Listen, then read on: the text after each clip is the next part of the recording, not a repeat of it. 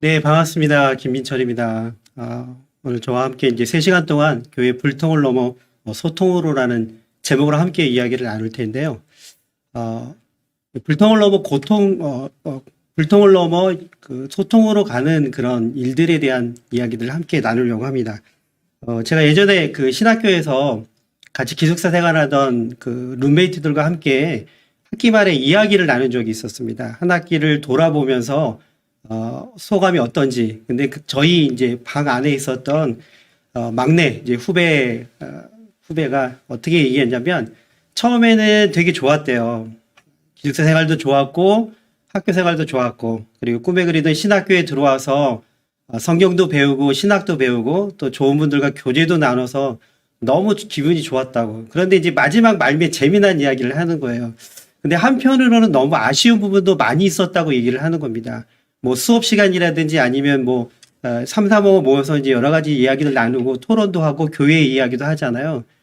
그런데 가만히 보면 그럴 때 상대방을 배려하기보다는 좀 내가 너보다 좀 선배야. 내가 너보다 좀 더 잘났어. 그 부분 내가 더 잘 알아라고 하는 약간 배려가 빠진 좀 우월감 또 교만들 이런 이야기들을 들을 때마다 많이 아쉬웠다고 얘기를 하더라고요. 그러면서 그 후배가 마지막 말을 했던 것이 아직도 기억이 남는데요. 형, 신학교에는 그 천사만 있고 예수님의 제자만 있는 줄 알았더니 그게 아니었어요 라고 얘기를 하더라고요. 그래서 저희 방 안에 있는 식구들이 다들 웃으면서 그렇게 또 있었던 추억이 있습니다. 그래서 그때 제가 한마디 했었거든요. 가만히 보면 뭐 예수님의 제자도 있고 그런데 가끔 천사 같은 분들도 많이 계셔. 그런데 가만히 보면 성경을 잘하는 바리새인도 있고 사두개인도 있고 그리고 열심당원 헤롯 당원도 있어라고 얘기하면서 잘 찾아봐 그러면 가룟 유다 같은 사람도 있을 수 있어라고 그렇게 이야기를 나눴던 기억이 납니다. 학교를 졸업하고 이제 부교육자로 전도사 생활을 하던 때였습니다. 동기들이나 이제 선후배 전도사님들과 함께 이야기를 나누면서 하나님 나라를 위한 또 복음을 위한 그리고 교회를 위한 많은 이야기도 나누었지만 그런데 그 이야기보다 더 많은 이야기를 나눴던 것이 있었습니다. 그것은 이제 담임 목사님들에 대한 이야기들이었고요. 아무래도 좀 어른을 모시는 것이 불편했던 모양들이었나 봐요. 근데 담임 목사님과의 그 어려운 관계뿐만 아니라 때로는 우리가 규모 있는 교회에서는 장로님들도 계시잖아요. 그래서 장로님들을 어떻게 대해야 되는지, 가끔은 약간 고지식하고 이렇게 또 정말 열정이 넘치시는 장로님들을 만나게 되면 긴장하게 되고 어디에 초점을 맞춰야 될지 모르겠다고 하소연하는 그런 전도사님들도 있었고요. 때로는 이제 청년부도 맡고 학생부도 맡다 보니까 청년 리더들과의 관계 문제, 그리고 학생부 같은 경우는 이제 교사들과의 관계가 되게 중요하잖아요. 그러다 보니까 자기보다 나이 많은 이 선생님들, 그리고 오랫동안 베테랑으로 지냈던 이 선생님들을 어떻게 섬겨야 되는지 고민이 너무 많이 하더라고요. 특별히 이제 저 같은 경우는 청년 사역을 무척 오랫동안 했었는데, 청년부 안에서 이제 이성교제, 이 부분을 또 기도해주면서 섬기는 것이 쉽지 않더라고요. 그리고 이제 또 교구 사역을 했을 때도 그런 경험들이 있었습니다. 여러 가지 이제 교회 행사들을 또 하는 데 있어서 또 어려움도 있었고요. 또 교구 안에 있는 그 충실한 권사님들 또 열심히 기도도 하시고 또 많이 도와주시긴 하는데 가끔 첨예한 문제가 걸렸을 때는 또 이 권사님들이 또 만만치 않으시더라고요. 그래서 권사님들끼리 이렇게 좀 관계가 안 좋아졌을 때는 그 양쪽을 또 중재해야 되고 또 이쪽에서도 또 달라야 되고 이쪽도 달라야 되고라고 하는 그런 어려운 부분들도 좀 많이 경험했었고요. 그리고 저 같은 경우는 이제 교육부서 교육 디렉터로 오랫동안 했었는데 마침 지금 이제 10월 말이군요. 이렇게 교회마다 그 여러분 교회들마다 이제 2022년도 그러니까 내년을 준비하는 그런 뭐 예산부터 시작해서 뭐 정책 당회 아니면 기타 등등의 내년 계획들을 세우시잖아요. 근데 이제 교육부는 이제 이때가 가장 긴장할 때입니다. 특별히 우리 선생님들이 이 시기에 전화를 주시면 거의 10중 8구 무슨 전화일까요? 네, 맞습니다. 목사님, 전도사님, 내년에는 좀 교사 좀 빼주세요라고 하는 그런 전화들 때문에 좀 어려움을 겪게 되죠. 물론 그분들도 좀 어렵고 섬기는 부분들이 쉽지 않았으니까 그렇게 말씀하셨겠죠. 그런데 이제 사역자의 입장에서는 그런 관계를 정리해 주는 거 쉽지 않고요. 그리고 또 선생님들만의 문제가 아니라 또 교육부서끼리도 그런 거 있죠. 교사를 충원하기 위해서 또 상대 다른 부서에 있는 교사들을 스카우트하려고 하거나 또 뺏기지 않으려고 하거나 기타 등등 이 신경전이 또 대단한 그런 모습들을 보게 되고요. 코로나 시대 때 여름 수련회, 겨울 수련회 우리 참 힘들었잖아요. 근데 이제 내년부터는 조금 수련회가 풀릴 것 같은 좀 진행이 될 것 같은 그런 분위기잖아요. 그러면 이제 또 부서들끼리 또 날짜 맞추는 것부터 시작을 해서 장소들 갖다 섭외할 때 뭐 교회에서 하건 교회 밖에서 하건 이게 또 쉽지 않다는 것이죠. 그러니까 교회에서 우리가 사역을 할 때 가만히 보면 하나님 나라를 위해서 복음을 위해서 사역하긴 하지만 대부분의 그 현장 속에서 부딪히는 것은 물론 교리적인 문제도 되게 중요하고 성경 말씀에 대한 부분들도 많이 우리가 중요한 부분들이 많지만 그러나 일이 이루어지고 사역의 현장 가운데 일이 진행되는 것은 거의 대부분 사람들과의 관계 속에서 이루어진다는 사실이라는 겁니다. 그래서 우리가 지금 많은 것들 신학적인 거, 성경적인 거, 목회적인 차원에서 많은 것을 준비해야 되지만 사역자들이 이제는 조금 더 사람의 관심을 가지고 사람과의 관계를 좀 어떻게 해야 될 건가라는 부분들을 좀 더 집중해서 우리가 좀 익힐 필요가 있다는 것이죠. 왜냐하면 시대가 가면 갈수록 있잖아요. 다변화된 사회고 또 이 세대 간의 이 문화나 갈등이나 그리고 어떤 소통에 대한 부분들이 너무 이렇게 달라요. 사람마다도 다르지만 세대마다도 다르기 때문에 이런 부분들을 우리가 좀 익힐 필요가 있다는 것이죠. 왜냐하면 모든 그리스도인들은 하나님께 부르심을 받은 개별적인 소명이 있는데 우리는 특별히 이제 여기에 참여하시는 분들은 대부분이 이제 목회자들이시잖아요.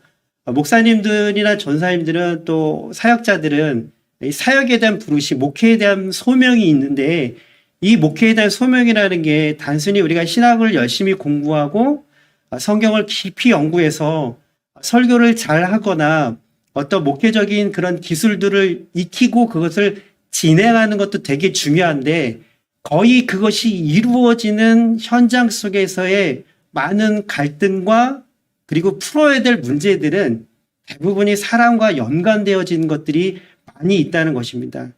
그래서 저는 오늘 이 시간 여러분과 함께 이 소통에 대해서 얘기를 좀 나누려고 하는데요. 어떤 교회론이나 아니면 공동체에 대한 신학적인 그리고 이론적인 부분들은 우리 크로스 TV에 보시면 잘 찾아보시면 뭐 신학적인 문제들을 잘 다뤄주시는 교수님들도 계시고 또 간혹 목사님들 가운데는 이 교회 공동체에 대한 부분들을 신학적으로 목회적으로 얘기를 잘 해주신 분들이 많이 계시기 때문에 저는 오늘 좀 현장에서 일어나는 일들을 중심으로 여러분과 함께 좀 이야기를 나누려고 합니다. 물론 3시간 동안 소통에 대한 전반적인 부분들을 다 이야기할 수는 없겠지만요. 그래도 중요한 부분들, 좀 핵심적인 부분들을 좀 살펴서 여러분과 또 함께 이야기를 좀 나누려고 합니다. 먼저 한번 제가 퀴즈를 한번 내겠는데요. 지금 이 그림에 보시면 딸이 아빠에게 먼저 와서 컵을 내밉니다. 그리고 아빠 라고 이제 즐거운 마음으로 이제 컵을 앞에다 갖다 놨거든요. 그랬더니 이 아빠가 뭐라고 얘기했냐면 뭐 우유를 좀 더 줄까? 뭐 어떻게 해줄까? 라고 하면서 솔루션을 먼저 제공을 해줘요. 그랬더니 이 아이가 너무 시무룩한 나머지 다시 엄마에게 가갖고 엄마 소리칩니다. 그랬더니 이 엄마는 그 딸의 컵을 딱 받아들자마자 컵 바꿔달라고 아유 까탈스럽기는 지입이 닮아갖고 그냥 마시지 뭘 바꿔달라고 그래 라고 그렇게 이야기를 했습니다. 이 딸은 또 되게 실망스러웠어요. 너무 실망한 나머지 이제 마지막에는 이제 오빠한테 갔습니다. 그리고 오빠한테 가서 아무 소리 하지 않고 그림에 보시듯이 그냥 슬픈 표정으로 오빠에게 딱 컵을 내밀었어요. 그랬더니 이 오빠가 이 동생에게 취한 액션이 있었습니다. 무엇이었을까요? 우리가 좀 그 현장에서 있었으면 서로 이렇게 말도 주고받고 그러는데, 우리 제가 화면으로 이렇게 유튜브로 이렇게 하다 보니까 쉽지 않네요. 그렇지만, 제가 여러분들 한 사람 한 사람하고 소통한다고 생각을 하고, 우리 유튜브 옆에 보면 이렇게 실시간 채팅방이 있잖아요. 거기다 질문도 좀 올려주시면 감사하고요. 뭐, 이렇게 제가 질문을 했을 때, 아니, 퀴즈를 냈을 때, 그냥 실시간에 답을 올려주시면 감사하겠습니다. 네, 뭐, 제가 봤다고 치고요. 물론 이게 정답은, 이것만이 유일한 정답은 아니지만요. 그러나 이 만화에서 이 만화를 그린 분은 이 오빠의 솔루션을 이렇게 얘기했습니다. 건배! 딱 이렇게 했어요. 그랬더니 이 동생이 오빠는 뭘 좀 안 해! 라고 하면서 아주 만족스러운 그런 표정으로 오빠와 그 우유를 건배한 그런 모습을 보게 됩니다. 여러분, 물론 이 아빠하고 엄마가 잘못됐다는 거 아닙니다. 어쩌면 아빠는 평소에 이 딸이 그 컵을 갖고 왔을 때마다 우유가 떨어졌을 때 아빠에게 갖고 왔을 확률도 많이 있었을 겁니다. 그리고 엄마한테 그 컵을 갖고 갔을 때도 되게 이제 자기 컵을 하루 종일 쓰다 보니까 이게 좀 뭐 더럽기도 하고 바꿔야 될 필요가 있어서 엄마한테 컵을 바꿔달라고 갔을 수도 있어요. 그런데 이게 평소에 그럴 수도 있겠지만, 그러나 이번에 이 딸이 원했던 상황은 좀 달랐죠. 네 오빠도 물론 예전에 건배 뭐 자주 했을 수도 있어요. 그런데 이제 문제는 뭐냐면, 모든 상황과 모든 시간과 모든 사건들이 동일하게 일어나지는 않는다는 것이죠. 엄마와 아빠의 경험 속에서는 그동안 내가 키웠던 딸이 이럴 때는 이런 걸 요청하고 이런 거를 갖다 원하는 거야 라는 걸 미리 마음을 알고 그렇게 했을 수도 있지만, 그러나 이번 경우는 좀 달랐다는 것이죠.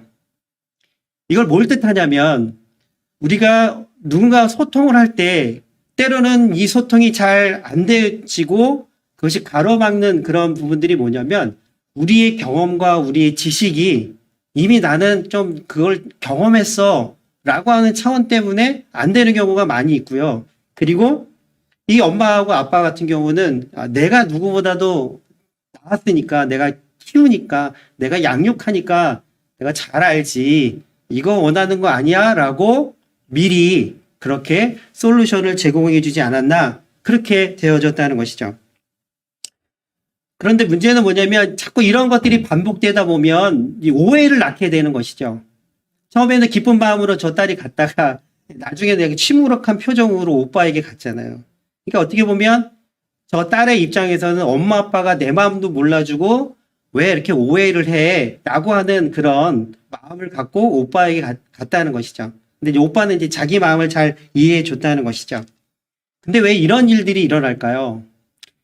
소통에서 여러 가지 그런 원칙들이 있지만 가장 기본적으로 우리가 좀 유념해야 될 부분들이 있습니다.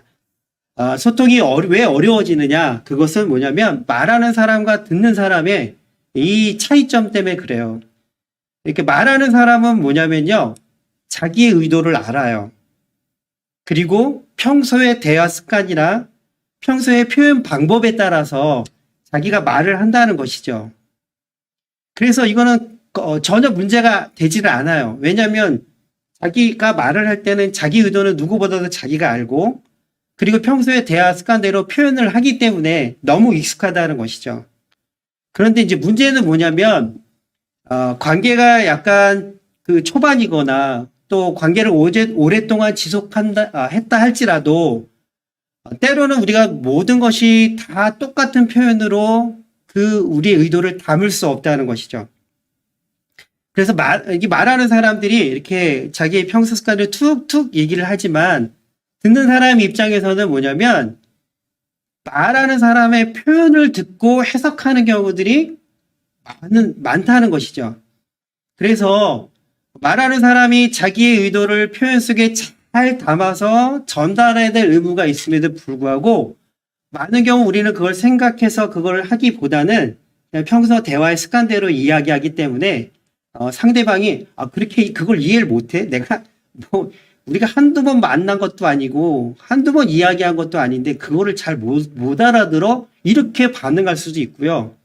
그리고 듣는 사람들의 입장에서는 겉으로 보이는 표현에 대한 부분들을 가지고 해석하기 때문에 그 의도대로 해석하고 그 의도를 받아들이지 못하고 그 표현 속에서 담겨진 그냥 그 뉘앙스나 그 말투, 말의 표현들, 그런 것들로 해석하는 경우들이 너무 많다는 것이죠. 그래서요, 소통이 원활하게 되어지려면요, 가장 기본적으로 해야 될 것 중에 하나가 뭐냐면, 말하는 사람은 내가 어떤 의도를 가지고 표현해야 될지에 대한 부분들을 고민하는 거예요. 내가 지금 이런 의도를 가지고 이렇게 표현했을 때 상대방이 잘 이해할 수 있을까? 만약에 나라면 지금 내가 이렇게 말하는 것을 상대방이 내 의도를 잘 해석할 수 있을까?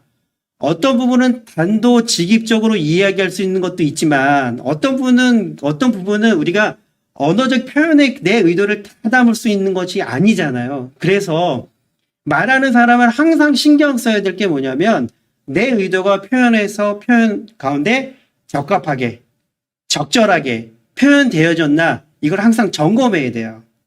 그럼 듣는 사람들은 어떻게 들어야 돼요? 말하는 사람이 내게 준 이 언어라는 말이라는 이 그 구체적인 표현 속에서 그 표현을 가지고 이 사람이 어떤 의도를 가지고 내게 이야기를 하는가, 어떤 욕구를 가지고 내게 이야기를 하는가, 그런 부분들을 갖다가 여러분들 주의해서 들어야 된다는 것이죠. 왜냐하면 대화라는 것은 한 사람이 혼자 독백하는 것도 있지만 대화는 주거니 받거니 하는 쌍방의 책임을 요구하기 때문에 그러하다는 것입니다. 그래서 내가 그냥 얘기했기 때문에 듣는 사람이 야, 너 그 말귀도 못 알아들어 라고 책임을 묻기 전에 내가 정말 내 의도를 표현 속에 잘 담아서 이야기했는지에 대한 책임은 말하는 사람에게 1차적으로 있는 거예요. 그래서 그거를 비난하는 표현이라든지 비꼬듯이 이야기하는 것이 아니라 상대방이 정확하게 이야기할 수 있도록 말하는 것은 말하는 사람의 책임이라면 듣는 사람의 책임은 뭐냐면 그걸 왜곡되게 말하는 사람의 의도와 무관하거나 왜곡시켜서 듣는 것이 아니라 말하는 사람이 어떤 의도로 이야기했을까 정확하게 해석하는 노력은 누구에게 책임이 있어요? 듣는 사람에게 책임이 있다는 것이죠. 그래서 나는 이해하려고 하지 않으면서 네가 얘기를 잘못했기 때문에 내가 이해를 못한 거야 라고 책임을 상대방에게 떠넘기거나 내가 이거는 진짜 초등학생도 알겠다라고 하면서 듣는 사람에게 자기가 한 말에 대해서 듣지 못한 걸 책임을 떠넘기는 거는 이 소통에서, 이 대화에서 잘못된 방법이라는 것이죠. 물론 양쪽이 다 노력할 필요는 있어요. 그렇지만 1차적인 책임은 말하는 사람은 나의 의도를 표현 속에 잘 담는 것이 말하는 사람의 1차적인 책임이고요. 그리고 듣는 사람의 1차적인 책임은 말하는 사람의 표현 속에서 내가 어떤 의도를 들어야 되는지에 대한 부분은 듣는 사람의 1차적인 책임이라는 것이죠. 그래서 이게 안 되면 어떻게 돼요? 많은 사람은 실컷 얘기하고 나서 어떻게 해요? 아니 그게 아니라 내 말은 그 뜻이 아니라 이렇게 얘기하는 경우가 많이 있죠. 듣는 사람들은 어때요? 실컷 듣고 나서 뭐예요? 그런 줄 알았어. 너 그렇게 얘기한 거 아니야? 라고 전혀 엉뚱하게 되어지는 경우들이 많이 있죠. 특별히 우리가 교회 안에서 사역할 때 중요한 것을 결정하거나 중요한 것을 의논할 때는 이 부분을 더 신경 쓰셔서 해야 된다는 것이죠. 그래서 이 의도와 표현에 대한 이 코드를 잘 맞추는 거, 말하는 사람과 듣는 사람이 서로가 이 의도와 표현을 갖다가 서로 찾아가는 것, 이거 되게 중요한 거예요. 이해가 안 되면 어떻게 해야 돼요? 질문해야 되죠. 상대방이 내 이야기를 잘 이해되는지를 갖다 어떻게 해요? 물어봐야 되죠. 아니면 다시 설명해 주든지 그런 노력들 없이 그냥 네가 잘 한번 알아들어봐 라고 하는 것은 이게 소통이 불통이 되는 지름길이라는 것입니다. 그런데요, 왜 사람들은 이렇게 의도와 표현 속에서 이거 서로 노력하는 부분들도 어려워하지만 소통이 진짜 안 될 때가 출발점이 어디냐면 이 소통의 모습 때문에 그래요. 사람마다 이 소통의 습관들이 있거든요. 근데 이제 대표적인 소통의 습관 중에 하나가 뭐냐면 많은 경우 저 사람하고 참 이 얘기가 잘 안 통해. 뭘 말을 못 하겠어. 뭐 말을 하면 화만 내. 아니면 얘기하긴 하는데 뭔가 좀 찜찜해라고 하는 사람들의 특징 중에 하나가 뭐냐면 이 판단자의 모습 때문에 그렇습니다.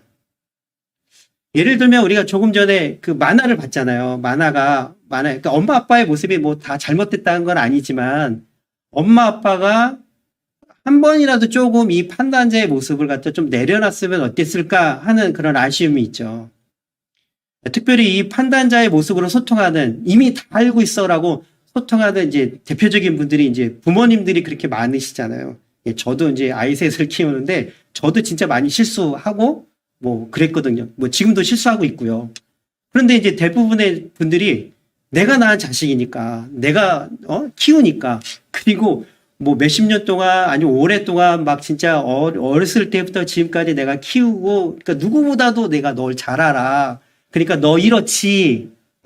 이렇게 판단하면서 이야기를 끝까지 듣지 않거나 그 이야기를 갖다 어떻게 하냐면 해석해 버리니까 이게 소통이 잘 되어지지 않은 거예요. 여러분, 우리는 소통을 할 때 100% 소통이 되기 어렵거든요. 이미 다 알고 있다 할지라도 그 상황과 그 사건과 그 시간이 100% 똑같지는 않습니다. 이미 똑같은 얘기를 반복한다 할지라도요. 말하는 사람이 강조하는 것이 다르고요. 말을 할 때마다 뉘앙스나 내용이 어떻게 해요? 조금씩 각색이 되어지죠.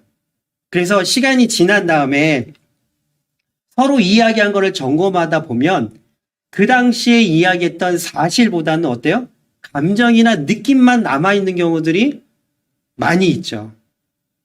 그리고 나서 어떻게 해요? 이미 그때 내가 다 알았어 라고 하기 때문에 상대방의 이야기를 더 들으려고 하지 않고 이건 이런 거야 라고 결정지어서 상대방에게 통보하듯이 이야기하기 때문에 소통이 더 이상 진전되지 않는 경우들이 훨씬 많이 있다는 것입니다. 그래서 우리가 누군가하고 만났을 때 이 판단자의 모습보다는 다른 모습으로 우리가 조금 더 할 필요가 있다는 것이죠. 어떤 모습일까요? 학습자의 태도를 가지고 소통을 진행하는 것이 불통에서 소통으로 가는 출발점이자 지름길이라는 겁니다. 똑같은 상황이라 할지라도 내가 이미 잘 알고 있는 사람이라 할지라도 그리고 오랫동안 신앙생활을 같이 한 성도라 할지라도 이 이야기가 마치 처음 들은 것처럼 호기심을 가지고 귀를 기울이기 시작할 때 정말 재미난 소통이 시작이 되어지거든요. 상대방을 향한 호기심 그리고 이번에는 내가 이미 알고 있지만 어떤 부분에 또 새로운 이야기가 나올까? 아니면 어떤 부분을 또 강조할까? 지난번에 내가 이 이야기를 듣긴 들었지만 이번에는 내가 또 새롭게 들을 수 있는 것이 무엇일까? 그런 호기심을 가지고 소통에 임할 때, 그런 자세로 임할 때 정말 우리가 알지 못하는 또 깨닫지 못했던 그런 부분들이 새록새록 우리에게 다가올 수 있는 그런 여지가 많이 있다는 것입니다. 그래서 소통을 잘하는 사람들 보면요. 호기심이 되게 많아요. 그리고 저거 이미 다 알지 뭐 그게 아니라 자세도 달라요. 이 판단자의 사람들은 어때요? 이렇게 다 팔짱 끼고 얘기하면 그래 그렇게. 네. 그래서 그래 그러지만은 그것은 내가 뭐예요? 호기심을 가지고 듣는다는 의미가 아니라 뭐예요? 이미 다 알고 있으니까 이제 그만 얘기해. 야 그거는 내가 다 알고 있어. 내가 빨리 해결해 줄까? 뭐 이런 식으로 판단자의 모습으로 소통을 하기 때문에 잘 듣지 못하는 경우들이 많이 있다는 것이죠. 특별히 우리 목회자들 같은 경우에는 우리의 전문 영역들을 아직 우리가 경험한 것들이 이야기가 될 때마다 어때요? 학습자의 모습보다는 이 판단자의 모습으로 되어지는 경우들이 많지 않나요? 저는 이것이 성경을 읽을 때도 많이 해당이 된다고 생각을 합니다. 우리가 이미 알고 있는 또 좋아하는 본문 그리고 이미 많이 읽었던 본문들이 있잖아요. 유독 사랑하는 그런 성경 부분들이 있잖아요. 뭐 암송까지 하는 그런 부분들은 이미 다 알고 있기 때문에 새롭게 보는 것이 쉽지 않아요. 그럴 때 있을수록 어떻게 해요? 호기심을 가지고 접근하는 것. 뭐 우리가 설교하기서는 그걸 뭐 낯설게 읽기라고 뭐 그렇게 이야기도 하잖아요. 그러니까 소통이라는 건 뭐냐면 결국은 내가 그것을 갖다가 다 모른다. 또 새로운 것이 있겠지라고 생각을 하고 호기심을 가지고 소통에 임할 때 어떻게 돼요? 이 소통이 정말 풍성하게 오고 갈 수 있는 그런 분위기가 많이 있다는 거죠. 그래서 저는 이 학습자 호기심을 충만한 상태, 그래서 이런 소통이 되어지면요, 가끔 어떤 일이 일어나기 시작하냐면, 여러분, 줄탁동시라는 말 아시죠? 그 알 안에서 이제 새끼 병아리가 알 밖으로 나오기 위해서 턱턱턱 치면, 밖에 있는 어미 닭이 어떻게 돼요? 그 소리를 듣고, 병아리가 친 그 껍질 부분을 갖다가 어미 닭이 톡톡톡 치죠. 그럼 어느 순간 그것이 딱 맞닿고 이게 빵 터질 때 그 병아리는 세상 밖으로 나오는 그것이 줄딱 통신인데 소통도 마찬가지라는 것이죠. 판단자의 모습을 가지고 소통을 하기 시작하면 우리는 그 소통 속에서 어떤 제한적인 정보를 얻을 수 있지만 정보를 뛰어넘는 지혜와 특별히 우리가 목회 영역에서 신학적인 영역에서 그리고 성도와의 코이노니아를 이룰 때 호기심을 가지고 학습자의 모습을 가지고 이 사람의 모습 속에서 어떤 하나님의 뜻을 내가 발견할 수 있을까? 하나님의 음성을 들을 수 있을까? 이 신방 가운데, 이 교제 가운데, 이 성경 공부 가운데, 이 만남 가운데, 이 예배 가운데 하나님이 우리에게 어떤 새로운 것들을 보여주시고 새로운 것들을 들려주실까라고 하는 호기심을 가지고 임한다면 정말 불통이 소통이 될 것뿐만 아니라 그 소통이 막 진짜 뭐 하늘문이 열리는 그런 것들을 경험할 수 있겠다는 것이죠. 그래서 소통은 어떻게 보면 기술적인 것보다 더 앞서는 것이 뭐냐면요. 마음가짐이에요. 내가 이미 다 알고 있어. 이 마음가짐이 아니라 그래 나는 잘 몰라. 아무것도 몰라. 말하는 사람이 전문가고 말하는 사람이 주인공이야. 그래서 내가 좀 배우고 싶어. 그리고 나에게 좀 당신의 지혜를 좀 들려주시겠어요? 라고 그렇게 어떻게 해요? 학습자의 태도로 호기심을 가지고 만날 때 어때요? 그때 진짜 소통의 모습들이 나올 수 있다는 것이죠. 그래서 이런 소통의 모습들을 갖다가 잘 하기 위해서 특별히 이 호기심을 가지고 이 소통의 모습을 임하는 아주 열쇠가 있어요. 그게 바로 뭐예요? 그게 바로 경청입니다. 경청. 여러분 이 경청이란 말 뭐 너무 많이 들어보셨죠?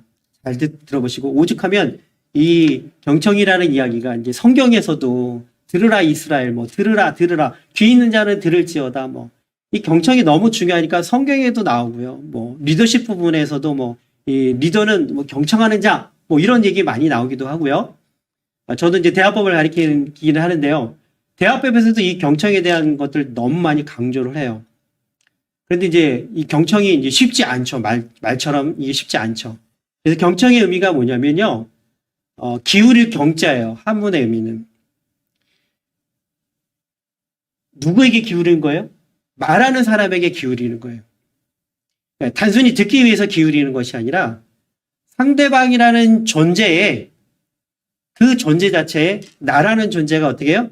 기울이는 것이죠. 인정하고 존중하고 존경하고 호기심을 가지고 그 상태를 가지고 기울여서 이 사람이 무슨 말을 하는지 정말 사심 없이 전심으로 그의 이야기에 귀를 기울이는 그래서 가장 경청의 기본적인 자세는 나라는 존재를 내려놓고 상대방이라는 존재 가운데 내 중심을 기울여서 이 이야기의 중심이 바로 상대방에게 있음을 갖다 인정하는 태도 그것이 바로 기울일 경의 출발점이라는 것이죠. 들을 청이라는 것은 무엇이에요? 바로 귀로도 듣지만 10개의 진지한 눈빛으로도 듣고요. 그리고 진실한 마음을 담아서 듣고요. 무엇보다도 내 앞에 있는 사람을 왕을 대하듯이 듣는 것 그것이 바로 들을 청입니다. 여러분 누군가의 이야기를 듣는다는 것은요. 그냥 정보만을 듣는 것이 아니라요. 그리고 누군가의 이야기를 귀 기울여 듣는다는 것은요, 그 사람의 이야기를 해석한다는 차원을 뛰어넘는 거예요. 내 존재를 기울여서 그의 목소리에 귀를 기울이고, 그리고 내 눈으로도 듣고, 그러니까 우리가 흔히 얘기하는 비언어적인 요소, 바디 랭귀지라고 그러죠. 그런 것으로도 듣고, 무엇보다도 내 마음을 다해서 듣는 거죠. 그리고 그 사람이 이야기한 것을 내 마음으로도 듣고, 무엇보다도 왕을 대하듯이 듣는 것. 성경에 그런 말씀 있잖아요. 골로새서 말씀에 모든 일을 하든지 무슨 일을 하든지 죽게 하듯 하라.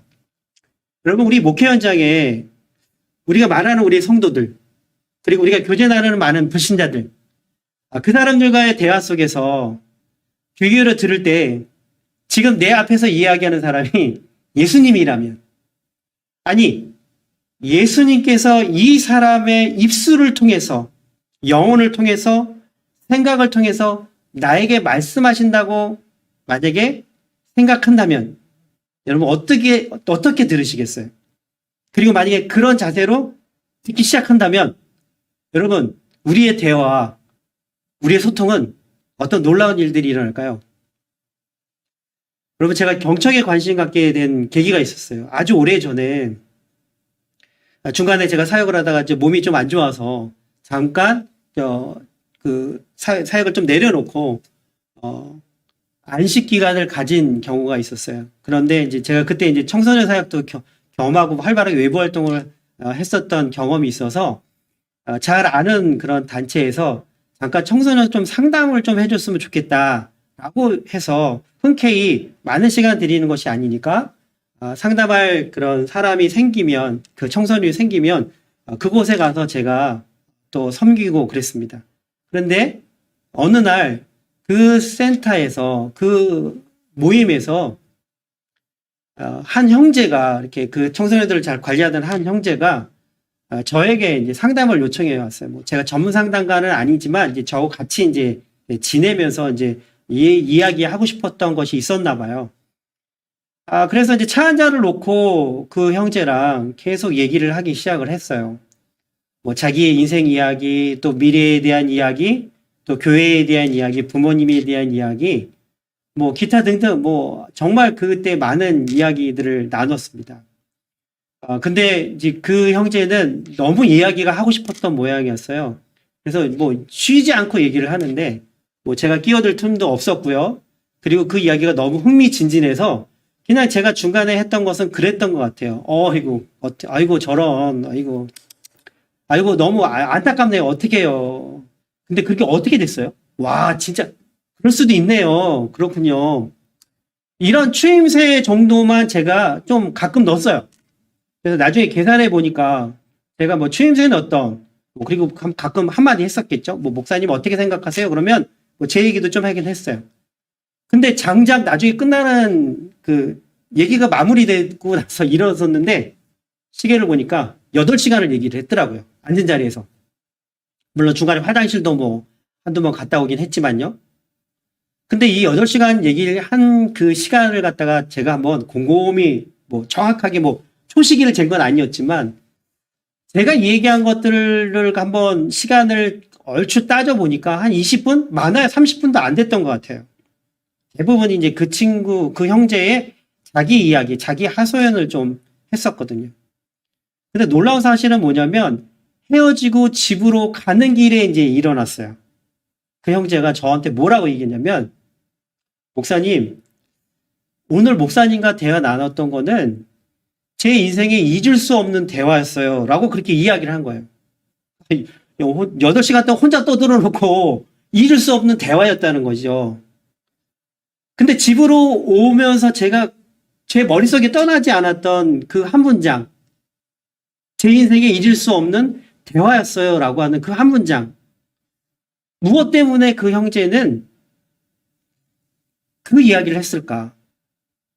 제가 그 형제한테 어떤 솔루션을 제공해 주거나, 그럴 때 이렇게 하는 게 좋고, 뭐 인생의 선배로서, 뭐 그럴 때 이렇게 하는 게 훨씬 좋고, 세상은 이렇게 사는 거고, 신앙은 이런 거야. 뭐 이런 얘기 한 적이 없거든요. 그냥 뭐 그 친구 얘기를 좀 들어주는 그런 시간들을 보내기만 했는데, 그 형제의 마음 가운데는 나에게는 잊을 수 없는 대화였습니다. 라고 이야기한 이유가 뭘까? 결국 경청에 있었다는 것이죠. 정말 그 친구는, 그 형제는 저에게 진심 어린 이야기를, 자기의 진심을 이야기했었거든요. 그때 저는 그것이 너무 감동이 돼서 저도 전심으로 그 얘기를 들었던 것 같아요. 그래서 진심과 전심이 연결고리가 되어져서 잘 듣기 시작하니까 그것이 정말 삶을 변화시키는 그 시간과 환경과 장소와 크로노스가 8시간의 크로노스였지만 그 형제에게서는 그 8시간이 자기 인생의 카이로스가 되었던 그런 고백을 했었다는 거죠. 그래서 우리가 소통에서 많은 경우 사람들이 소통을 얘기할 때 이런 얘기를 참 많이 해요. 어떻게 하면 말을 잘해요? 어떻게 하면 유창하게 자기 의사 표현을 할 수 있어요? 어떻게 하면 사람들을 잘 설득시킬 수 있어요? 이런 거에 관심이 많거든요. 그래서 스피치 학원을 다니기도 하고 발음을 교정하기도 하고 또 멋진 말들을 외웠다가 그런 것을 적재적소에 또 사용하기도 하고 특별히 우리 목사님들은 책을 읽거나 TV를 보거나 뭘 봐도 딱 좋은 말 나오면 어때요? 막 쓰기도 하고 저거 이제 언젠가 내가 한번 설교에 써먹어야지 막 이런 또 직업병들이 있으시잖아요. 그런데 이건 저 개인적인 생각입니다. 제가 생각하는 그 대화 소통은요, 말을 잘하는 것도 중요하고 설득력 있는 언변도 되게 중요하고 유창한 미사여구를 사용하고 사람들의 감정을 그리고 영혼을 흔드는 그런 표현력도 중요한데요.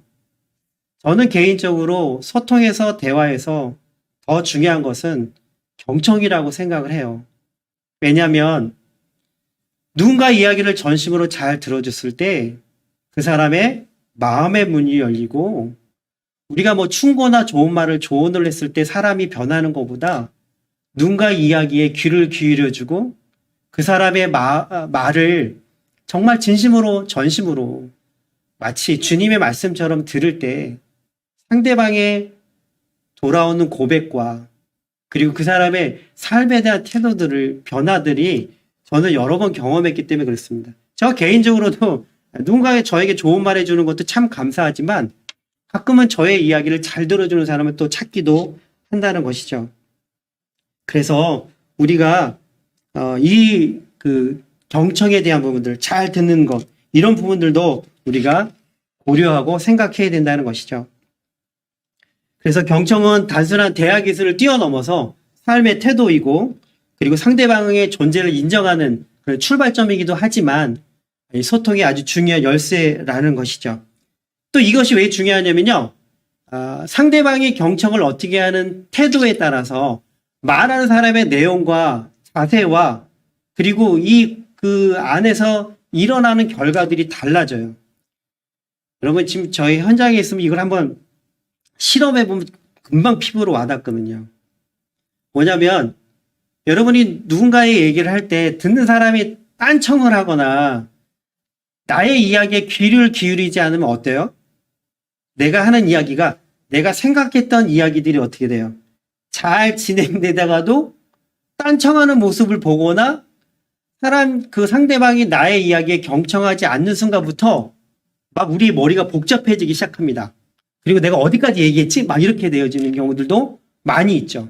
그래서 상대방이 경청하지 않으면 말하는 사람이 자기가 이야기하다가 막 샛길로 빠지거나 아니면 자기 생각이 정리되지 않은 상태에서 엉뚱한 이야기를 하거나 그런 경우들이 비일비재하다는 것이죠. 여러분 대표적으로 우리가 설교할 때 그런 경험들 가끔 하지 않습니까? 여러분 우리가 뭐 진짜 설교를 잘해서 열심히 은혜로운 설교를 해서 청중들이 잘 집중해 주면 좋은데 매번 설교마다 그럴 수 없잖아요. 가끔은 우리가 진짜 열심히 준비했는데 그것이 그날따라 또 잘 안 돼서 회중석에 앉아있는 성도들 어떤 분들이 뭐 몸을 막 움직인다거나 뭐 하품을 한다거나 막 핸드폰을 보거나 뭐 시계를 본다거나 뭐 벌떡 일어나 나간다거나 막 옆 사람 얘기하고 막 그렇게 딴청을 피고 집중해서 듣지 않으면 어때요? 그다음부터 우리 머리가 막 복잡해지죠. 그리고 내가 이해하게 될 그 부분들이 제대로 흘러가지 않고 막 꼬이기도 하죠. 그래서 나중에는 진짜 이야기하고 싶은 거 이야기 못하고 나중에서 그때 그거 얘기했어야 되는데 그때 내가 그거 설교했어야 되는데 예배 다 끝난 다음에 이게 내 원고에 이거 써놓고 말 못했네? 라고 하는 그런 경험들 해보시지 않으셨어요? 전 많이 해봤거든요. 그래서 누군가 얘기를 또 잘 들어주면요. 재미난 건 뭐냐면 상대방이 나의 이야기를 잘 들어주잖아요. 그러면 내가 하고 싶은 것 이상으로 그런 이야기들이 막 툭툭 튀어나올 때가 있어요. 그리고 막 복잡하고 이건 뭐지? 라고 생각해서 누군가에게 막 의논하러 갔는데 상대방이 나의 이야기를 너무너무 잘 들어줘요. 그러다 보면 어떻게 돼요? 갑자기 아이디어도 떠오르고요. 이것을 주고받다가 어떻게 해요? 그 사람이 잘 들어주는 것 때문에 내가 또 새로운 생각도 떠올리게 돼서 상대방이 경청함으로 말미암아 내가 이야기할 거, 하나 이야기할 거, 10개를 이야기할 수 있고 그리고 그 10개 속에서 또 100개의 지혜를 얻을 수 있는 그런 마중물이 뭐냐면 바로 경청이라는 것이죠. 그래서 우리가 먼저 목회자로서 하나님의 말씀에 경청하는 것도 당연하지만 기본적인 거지만 목회자로서 우리가 성도들의 이야기를 갖다가 아니면 내 주변에 있는 사람들의 이야기를 잘 듣는 거 이것도 대단히 중요하다는 거죠. 근데 재미난 건 뭐냐면요. 제가 이제 전문 코치로서 코칭도 하고 코칭 강의도 하거든요. 그러면 이제 코칭 프로그램을 가지고 코칭 강의를 하다 보면 이 목사님들이 제일 어려워하는 부분들이 바로 이 경청이에요. 경청. 물론 직업적인 요인도 있어요. 저 같은 경우는 예전에 교구 사역할 때 보통 하루에 14가정 이렇게 신방을 했거든요. 9시 딱 적어서 권사님들 기다리시면 거기 같이 가서 그다음부터 이제 저녁 6시까지 어때는 막 저녁 늦게까지 신방을 할 때가 있습니다. 그러다 보면 한정된 시간이 있어요. 그리고 돌아야 될 집이 있어요. 그리고 또 급한 또 교회 일도 있을 수 있고요. 어떤 경우 예기치 않은 또 신방이 또 생기기도 하고요. 또 장례가 터지면 또 이게 또 뭐 복잡해지죠. 그러다 보니까 성도들의 이야기들을 신방 가서 진득히 앉아서 들을 수 있는 여건들이 잘 되지 않았던 거죠. 그러니까 목사님들이 그런 생활들을 계속 반복하다 보니까 그것이 습관이 되어져서 빨리빨리 결단해야 되고 빨리빨리 판단해야 되고 빨리 이분이 지금 뭘 기도해 줘야 될까 어떤 성경 구절을 읽어줘야 될까라고 하는 이 약간 직업병 강박관념 때문에 끝까지 잘 못 들어요. 잘 귀결을 듣지 못하고 선택적 해석을 한다더니 키워드만 이렇게 듣고 이렇게 판단하는 경우들이 많이 있거든요. 그러다 보니까 그것이 몸에 익숙하다 보니까 어떻게 돼요? 경청하는 게 쉽지 않다는 것이죠. 여러분 모임이나 아니면 성도들의 모임 가운데도 한번 보세요. 왜 경청이 어려운지. 대부분의 경청이 어려운 이유는요. 내가 말하고자 하는 욕구가 또 강해서 그런 경우들도 많이 있어요. 저도 이제 목사님들하고 이제 여러 독서 모임이나 등등의 모임을 갔거든요. 그러면 유심히 관찰을 해요. 그러면 어떤 이야기가 나오잖아요. 그럼 그 이야기를 듣고 귀 기울여 듣고 이렇게 그래 너무 은혜스러운 이야기야. 이렇게 그렇게 잘 안 해요. 뭐냐면 저 이야기 끝나면 내가 이 이야기 해줘야지 이렇게 되는 거예요. 그리고 그 모임 속에 어떤 한 이야기가 나오면 어떻게 돼요? 그 키워드를 갖다가 꼬리에 꼬리를 물어서 계속 반복적으로 이야기를 하기 시작을 하죠. 그러다 보면 나중에 출발점에 대한 주제는 이건데 나중에 전혀 엉뚱한 곳에 가 있는 경우들도 경험하시잖아요, 여러분들. 저만 경험하나요? 네. 그런 경우들 많이 있어요. 그러다 보니까 누군가 이야기를 귀 기울여 듣고 그런 것이 쉽지 않다는 거죠.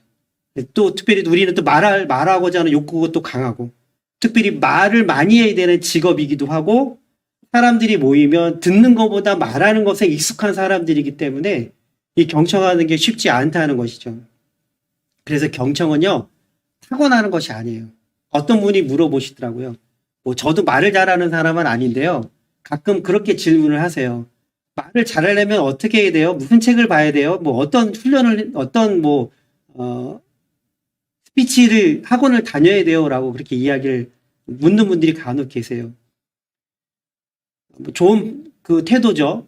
말 잘하는 거는 대화를 잘하거나 이런 걸 타고나는 것이 아니기 때문에 이건 연습해야 되는 것이기 때문에 그러하다는 것이죠. 그래서 뭐 책도 읽으시고 뭐 훈련도 받으시고 근데 연습도 많이 하셔야 된다는 것이죠.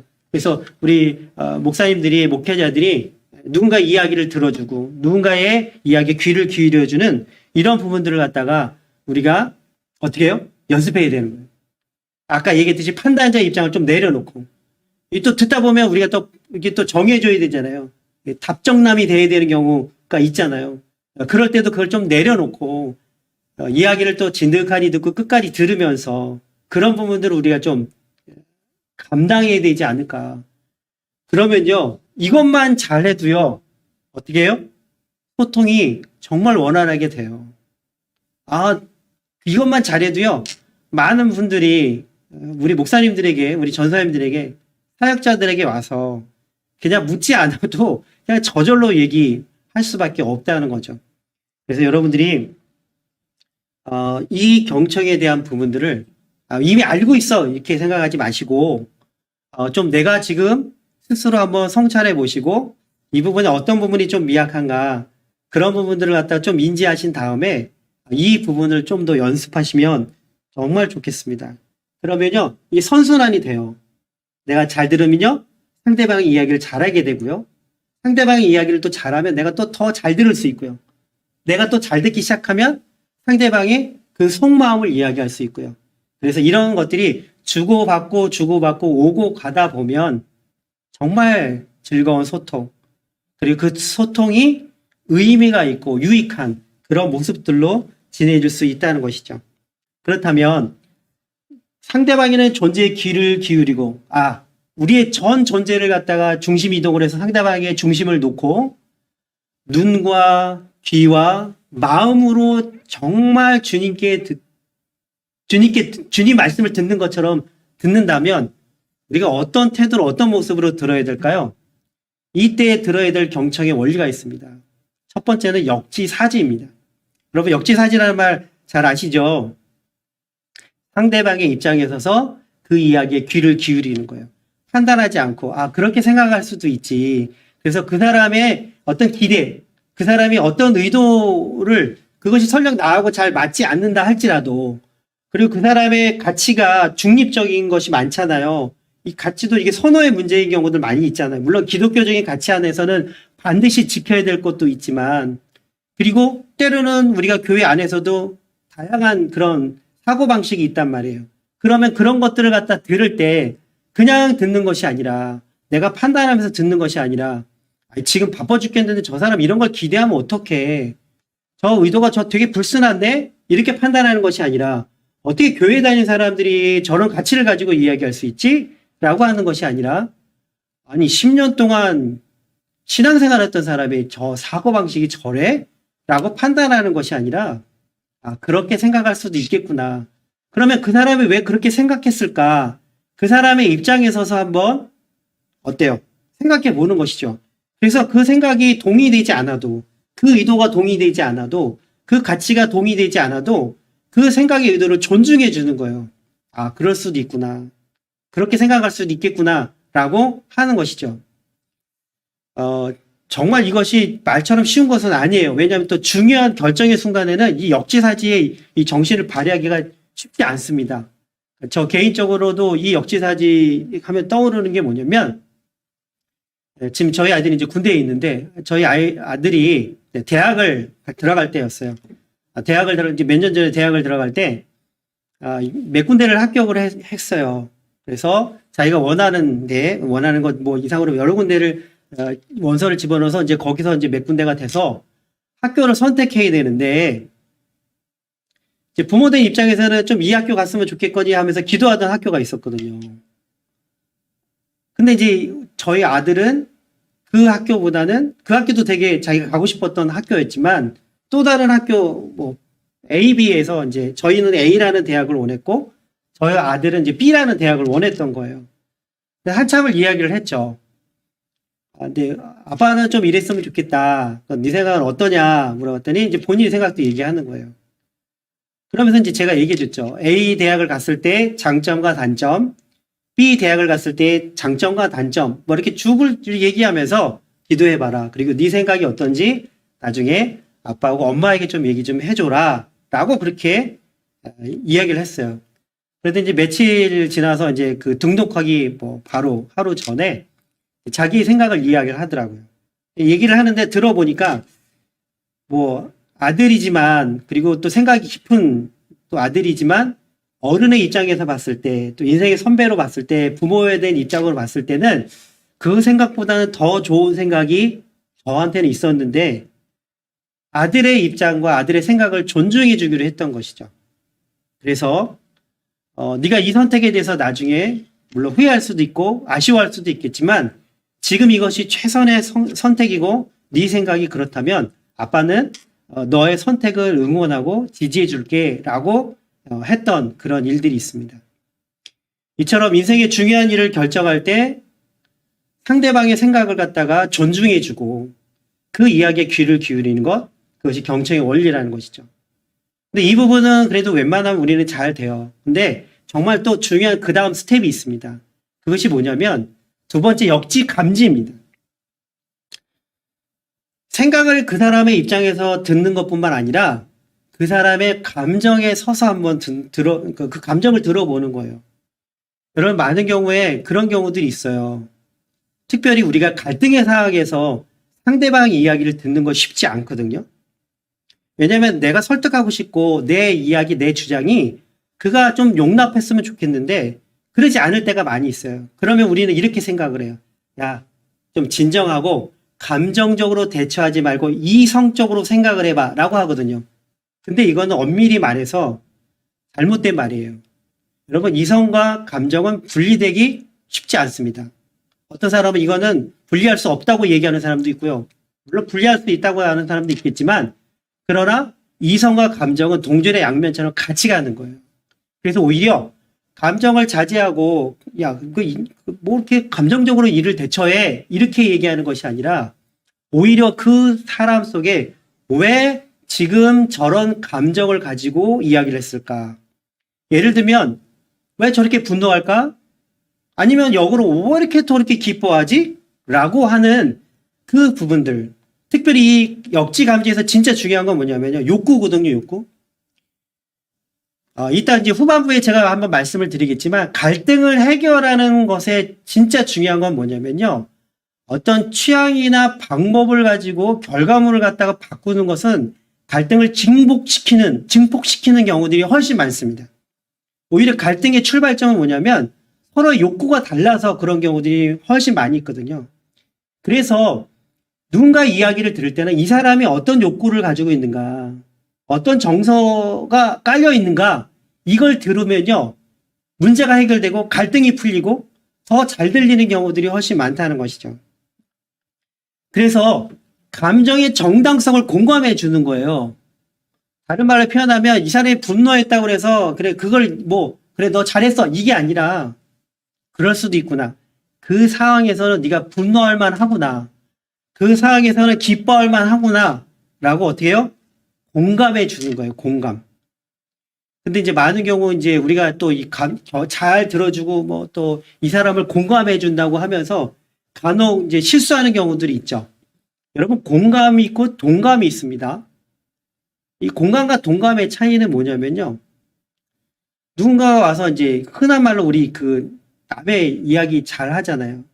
뒷담화라고 전문 용어로 뒷담화라고 그렇잖아요. 그러면 이제 들으면 막 얘기를 해요. 그러면 이 사람을 공감해 준다고 간혹 실수하는 분들이 계세요. 어떤 분들이에요? 야, 말도 마. 나는 그 인간 너보다 더 많이 당했어. 그 인간 원래 그런 인간이야. 이건 공감이 아니죠. 뭐예요? 동감이죠, 동감. 그래서 이게 관계가 좋을 때는요, 그래, 서로 또 이렇게 이렇게 찝다가, 나중에 관계가 안 좋으면 그 소리가 어떻게 돼요? 서로 둘이 물고 뜯고 했던 그 사람의 이야기가 들어가죠. 어떻게 들어가요? 일반 세상에서는 어떻게 해요?